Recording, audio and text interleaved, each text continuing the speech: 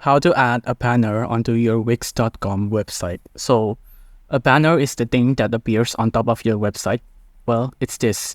The banner on your website will be called a header, similar to like a Word document in Microsoft Word.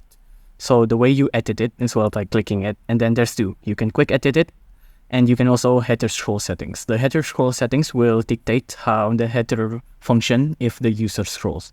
So for example, if you press scroll with site, if you scroll, the header will go up, just like the image there. If it freezes, no matter if you scroll up or down, the header will stay still, like it won't move at all.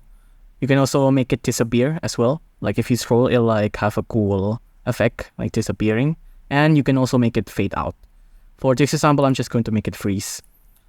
Now, what if you want to change the image of the header? Well, you just press the quick edit function here, and it'll be a strip. It's like a strip background element. We can change that.